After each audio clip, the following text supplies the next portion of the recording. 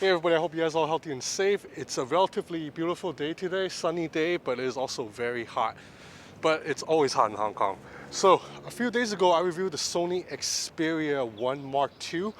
Even though I didn't think that phone was like the best Android around, I really respected it because Sony did several things with it that was unique and stood out from the rest of the pack.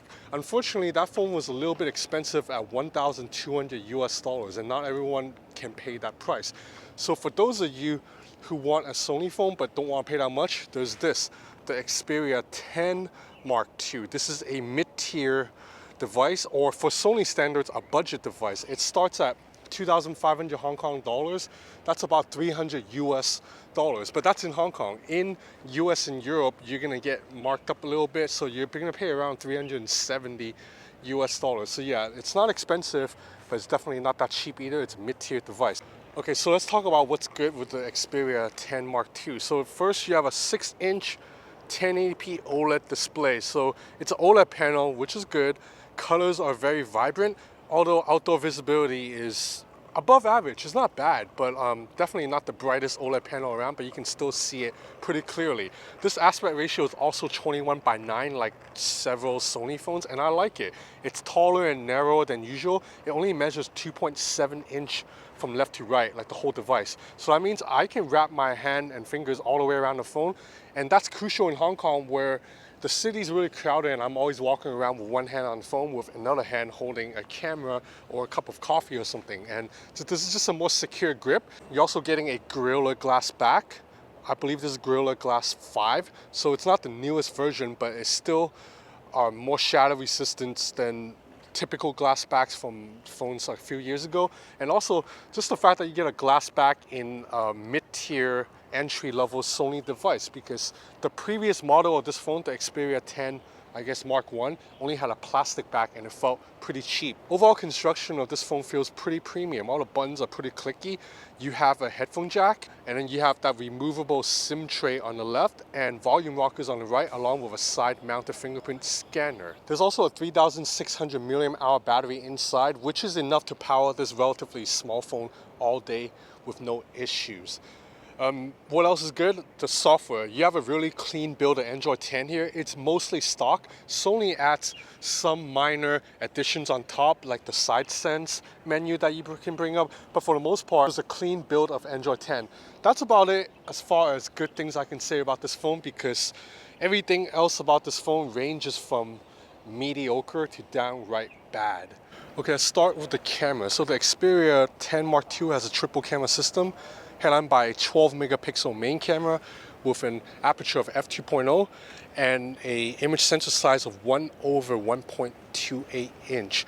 Now, whether it's the aperture size or the image sensor size, they are both relatively weak by 2020 standards, and not just compared to flagship phones, but even to mid-tier devices like the Poco F2 Pro. The secondary cameras are also relatively mediocre. You have an 8 megapixel ultra wide camera and an 8 megapixel telephoto zoom lens that can do up to 2x zoom. Now, my biggest problem with this phone is the shutter speed is just too damn slow. Basically, whenever I tap the photo shutter button, I have to wait like a beat, like not quite half a second, maybe a quarter of a second before the photo will actually snap an image. So you see that wait, it's kind of slow. This isn't a big deal if you're taking pictures of stationary things like right now, but earlier I was trying to take a picture of this flower, but because it was a little bit windy, the flower kept moving, and it wasn't moving very fast. It wasn't moving like this, you know, it was just going like this, and this camera just could not grab a clear shot of the flower because it was moving too fast for this slow ass shutter speed. Now then, I'm currently using the Galaxy Note 10 as my daily driver right now. So I ripped out the Galaxy Note 10, one tap, I got a clear image. So now the second problem with this camera is exposure. When you're taking pictures of relatively challenging lighting conditions like right now, where it's backlit situation, the sun is setting so it's shining through directly at the lens. So if I shoot with the Sony Xperia 10 Mark II, you notice that I have no choice but to either properly expose the sky, but everything else, like this building is completely drenched in shadow, or I can highlight the building a little bit, but blow out the sky. The sky's completely blown out, washed out. Now I can fix exposure a little bit of this dial, but there is no getting around it. Like there's no way to properly balance both this building and the sky. I have to, at the very least, blow out the sky a little bit if I want to see this building at all. There's just no way around it. Now same thing, if I bring out the Galaxy Note 10, I don't even really have to think. I just bring out the phone, just tap once, and I get an image that's properly balanced. The sky is not blown out and I can see the details of the building. Now you might be thinking it's not fair to compare a mid-tier device against a flagship, but it's not like the Galaxy Note 10, it's a new flagship. This is almost a year old. And to be honest, even a year ago when this phone was new, the camera system on here was just pretty good, but not the best. I would say even a year ago, the Huawei P30 Pro was a better camera. The Google Pixel 4 was a better camera. The iPhone 11 Pro Max was a better camera. Right now, if I were to rank my best smartphone cameras, the Galaxy Note 10 wouldn't even be in the top 6 or 7. So I don't think it's that unfair a comparison. And to be honest, the exposure situation and the shutter speed situation here is so bad that even if I test it against a phone that's in this price range, like a Poco F2 Pro, hell, not even the F2 Pro, just the Poco F2 or like the Realme 6, this phone is still gonna lose. This camera is just not competitive for this price range. Hell, it's not competitive for the $200 price range.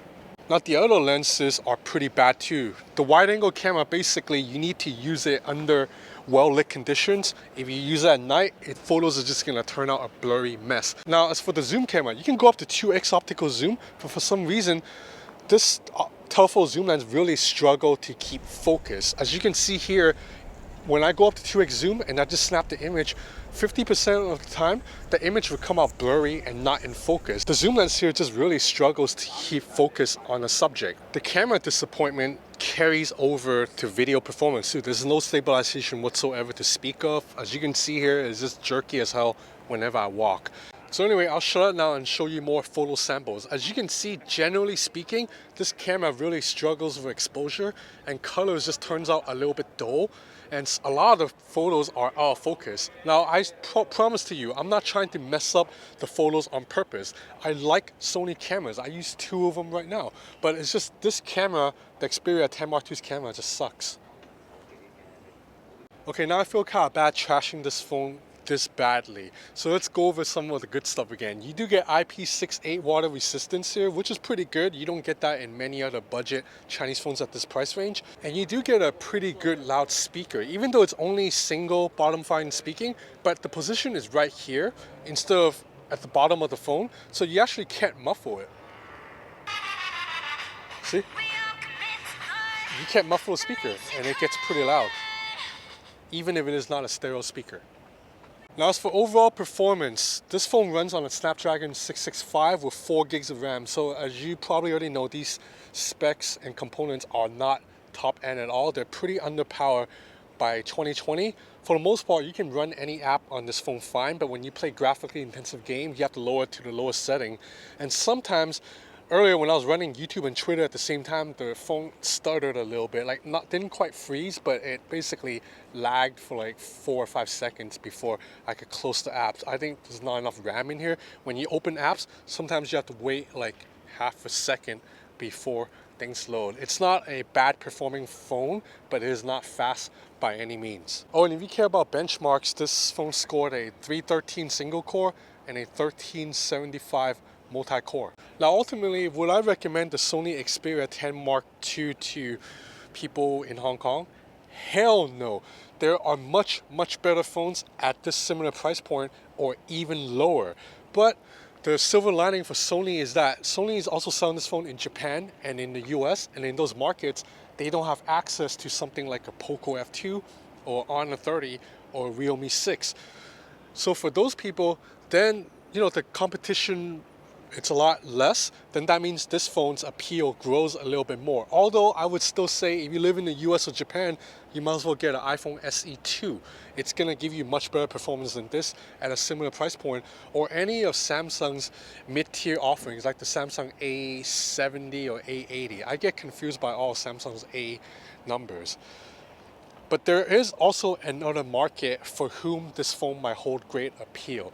So as you guys probably know, right now China, China's kind of like a controversial political power. Right now, the US, Hong Kong, and India are quite mad at China right now. So there are a lot of people in India or Hong Kong or the US who are very much like, no, I'm not using Chinese phones, like ban Chinese phones. So for you people, the Sony Xperia 10 Mark II might be worth considering because you're not going to consider a Poco or Realme or Redmi. But for people like me, or for anyone who's open to using Poco, Realme, Redmi, Meizu, ZTE, Nubia, IQOO, Vivo, Oppo, Honor, any of these dozens of Chinese brands, this phone is a no-go. The value factor is just too damn low. So anyway, that's about it for this review. If you like this video or if you're interested in more smartphone content, please subscribe to my channel or follow me on Instagram. I have a lot more stuff coming up, including the Oppo Reno 4 Pro and the international version of the Vivo X50 Pro and a couple of other phones too. So anyway, stay healthy, stay safe.